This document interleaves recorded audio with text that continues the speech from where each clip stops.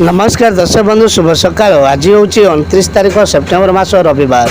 चलतु जाना देश विदेशर किसी बचा बचा गुरुत्वपूर्ण खबर। जदि आपण पर्यंत वीडियो को लाइक करना वीडियो को लाइक कर चैनल को सब्सक्राइब कर कमेंट माध्यम जनातु आपण मैंने आम वीडियो क्यों जिलू देखुं। अक्टोबर रे यही तारीख में मिल पीएम टंका एम खाता को आसो 6000। जदि आपण निजे पीएम किसान सम्मान निधि हिताधिकारी तेज यही खबर आपन को खुशी करदेव। कृषक मान आर्थिक सहायता जोगाइदेवाई केंद्र सरकार द्वारा परिचालित प्रधानमंत्री किसान निधि योजना संपर्क में एक बड़ अपडेट रही। पीएम किसान योजना सरकार नवरात्रि समय देशर 9 कोटी चाषी बैंक आकाउंट को 2000 टंका स्थानांतरण करेंगे। 50 लाख हिताधिकारी मिला सुभद्रा टंका चली तालिका प्रस्तुत। खाता को जीव प्रथम किस्ती सुभद्रा टंका पाइबा लक्ष लक्ष आवेदनकारी अपेक्षा करबे से प्रथम किस्ती मिल से अपेक्षा कर राति पाइले अंगनवाड़ी कर्मी ठारू आरंभ कर नेता पर्यंत पचारा उचारा बुझुंट। सुभद्रा टंका पाइबा लक्ष लक्ष आवेदनकारी अपेक्षा कर रही।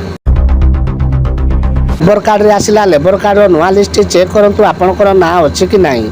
श्रमिक पाई विभिन्न प्रकार योजना कार्यकारी करुछन सरकार। तेबे एही योजना संपर्क रे अधिकांश जानि नथारु यार लाभ उठाई पारुना। सरकार पक्षरु प्रदान करा जाउतबा लेबर कार्ड मध्य सरकार श्रमिक को 1000 रु 35 टंका 3500 पर्यंत प्रदान करा जायछि। एबे पानीपाग जहाँ सूचना मिलूँ वर्षा कम 1 रु पुणी बढ़। ओडिशार परी सक्रिय रही दक्षिण पश्चिम मौसुमी वायु प्रभाव में राज्य में अधिकांश स्थान में वर्षा लगी रही। गतकाली सकाल 8:30 आज पूर्वाह्न मध्य कंटापड़े सर्वाधिक 110 मिमी वर्षा होती। यह व्यतीत बांकी 105 मिमी, पुरी 105, बरगढ़ 102, खोर्धा 85, ढेंकानाल 80, खोर्धा 75, पुरी 74, सत्यवादी 72 सेमी वर्षा रेकर्ड करा जायछि।